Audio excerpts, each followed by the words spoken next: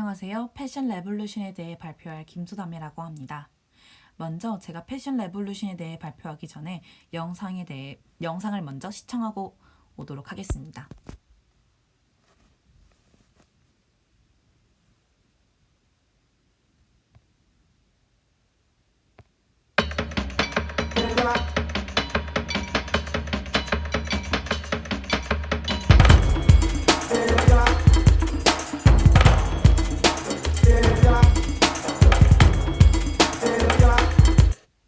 잠시 멈춰서 설명해 드리자면 방금 있었던 문구는 나이지리아 남동부에서 이그족이 사용하는 이그보어라고 이야기합니다.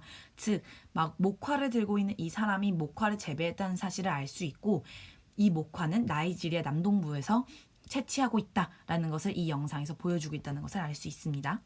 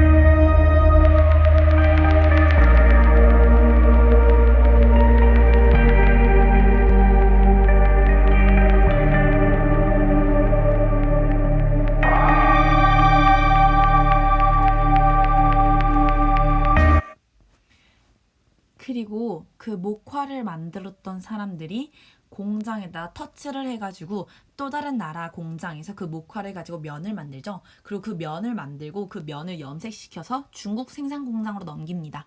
생산 공장은 그래서 옷을 만든 다음에 방금 맨 마지막에 있었던 문장은 이탈리아 말입니다. 그 이탈리아 말을 통해 저 할아버지가 이탈리아 사람이라는 것을 알 수 있죠.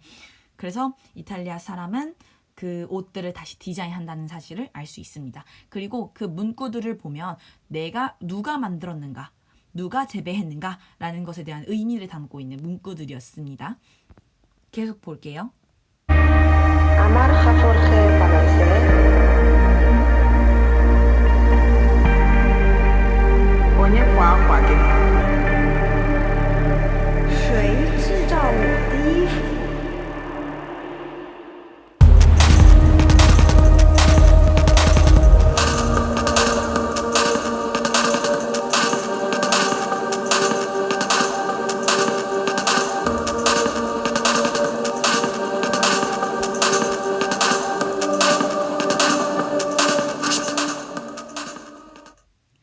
이 영상을 보시면 패션 레볼루션이 이라는 캠페인이 존재하고 그 캠페인은 공정무역 그리고 윤리적인 소비 그리고 노동에 있는 사람들이 많이 가난에 놓여져 있다라는 사실까지 알려주는 영상임을 알 수 있습니다.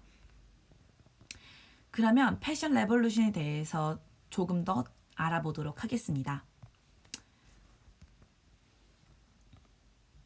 패션 레볼루션이란 방금 있었던 Who made my clothes? 라는 질문을 소비자들이 기업에게 던짐으로써 투명 공급 과정을 지지한다는 의지를 밝히는 캠페인입니다.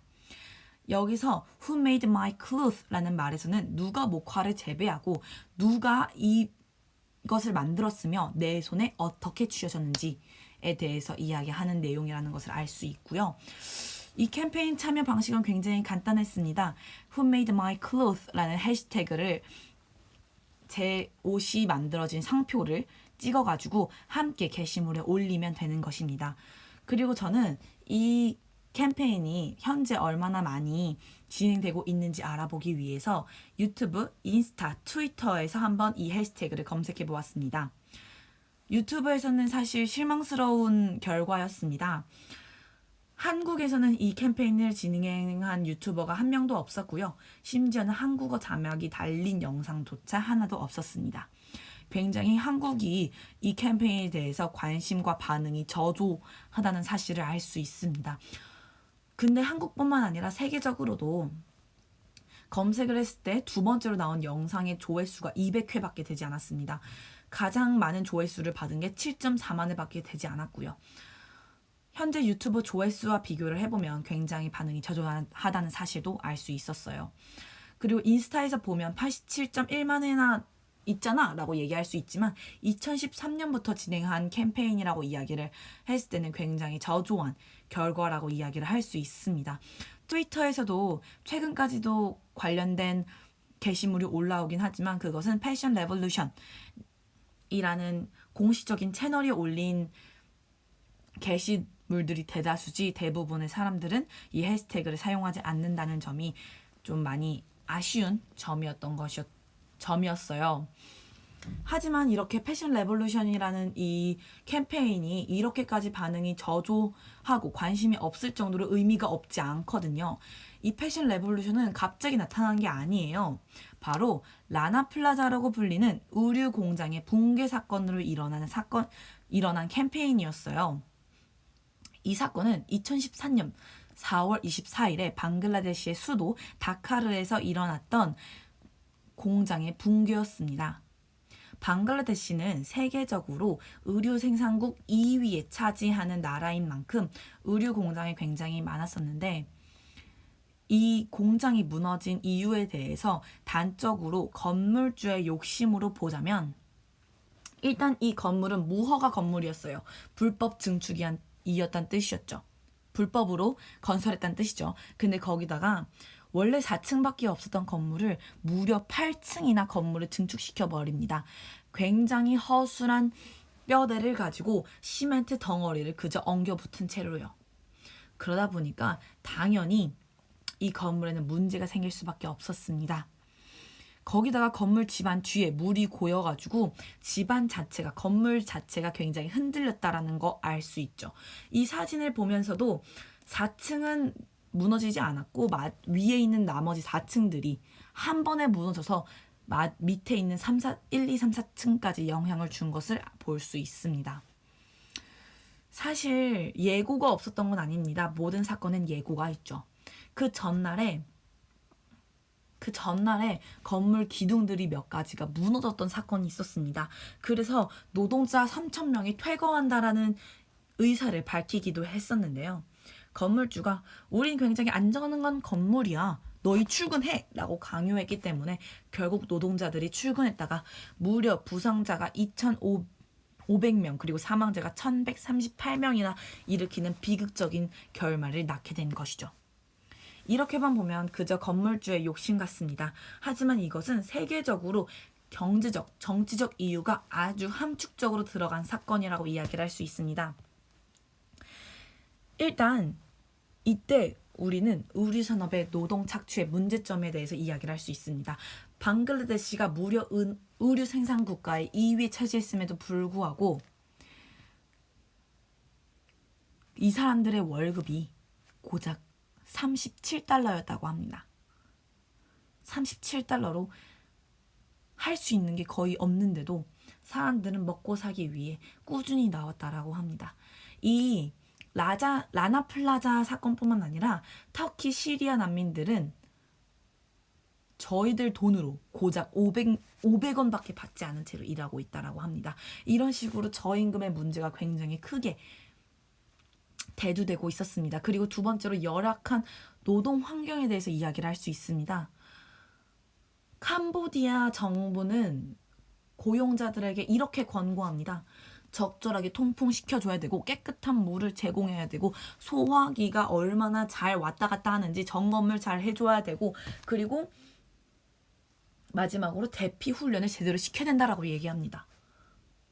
얼마나 노동 환경이 좋지가 않으면 이런 것부터 권고하고 시작하는지 정말 열악한 노동 환경에 대해서 저희들이 직관적으로 알 수 있는 사건임을 알 수 있습니다.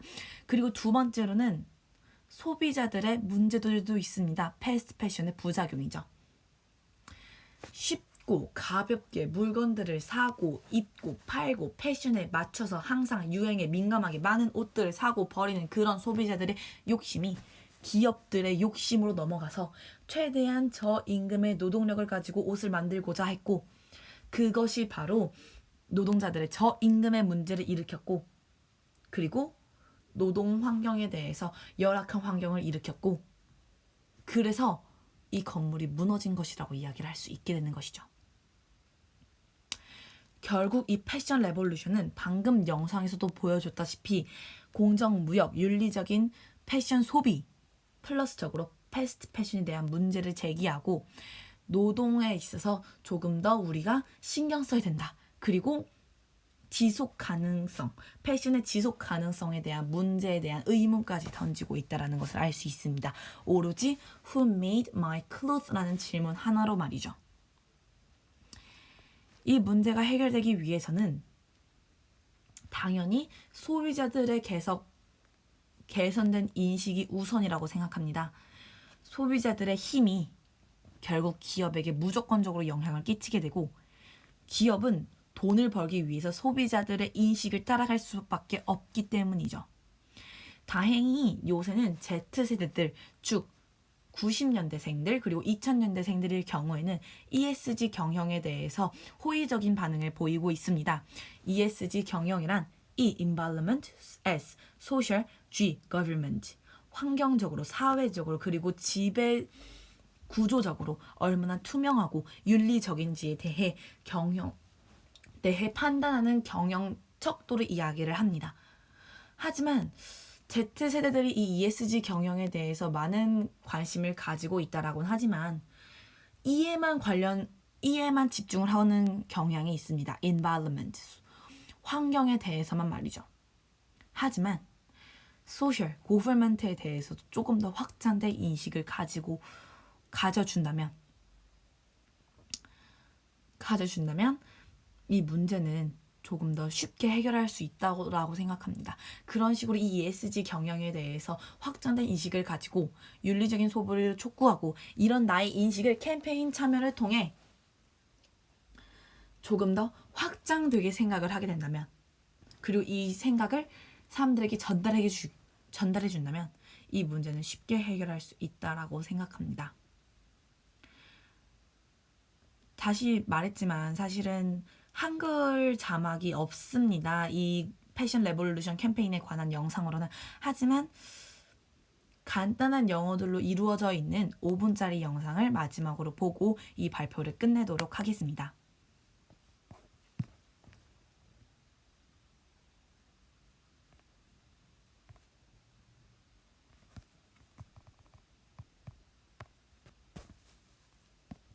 We want to know where our consumers ought to know who makes their clothes. We want to know where our food comes from. It shouldn't be that different with fashion.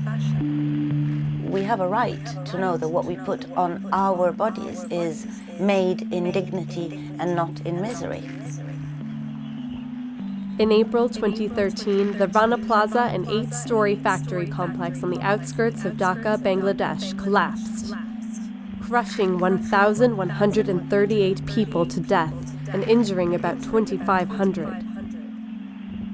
90% of the workers were women. That's when Fashion Revolution was born. The whole community was shocked. We created this concept, this not one event every year to commemorate. That's not what we wanted. We wanted a very positive campaign to, really make some change. Ursula de Castro is one of the co-founders of the Fashion Revolution, a global movement aimed at bringing people and organizations together to radically change the way our clothes are sourced, produced, and consumed. Everyone is talking about sustainability in the fashion industry. I can see it from the young brands that are emerging right now to the way that the big brands are beginning to communicate. So I think that brands have become aware that the customers, their own customers, are beginning to ask those questions, and therefore they need to quickly find out their answers. There are roughly 40 million garment workers in the world today, and 34 million of all garment workers are women. A study by Oxfam found that it takes just 4 days for a CEO from one of the top 5 global fashion brands to earn what a Bangladeshi garment worker will earn in her lifetime. In the US, it takes slightly over one working day for a CEO to earn what an ordinary worker makes in 1 year. Where there is demand, there's movement.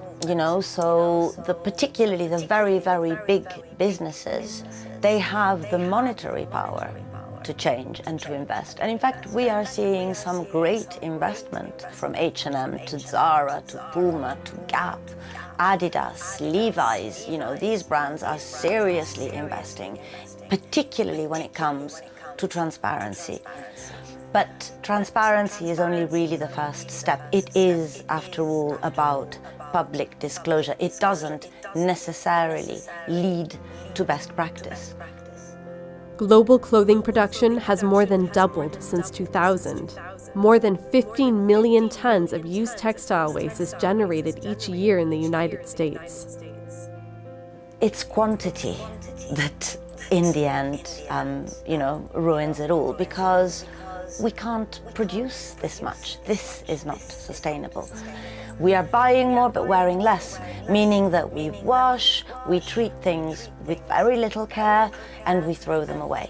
There is very little technology at the moment to actually recycle clothing into the type of fiber that can go back into clothes making. So most clothes are downcycled, so they're becoming, car insulation or mattress filling. But to be honest, the majority is shipped abroad, where it's creating huge problems in developing countries because they don't want our unloved clothes, there's too much. But it is the industry that most signifies who we are as people. I think we're the only animal that wears clothes. They are our chosen skin. The clothes that we wear often represents the people that we are. We inhabit them. And so, at least for me, I want my clothes to be made not just with quality, but I want to afford quality of life to the person that made my clothing.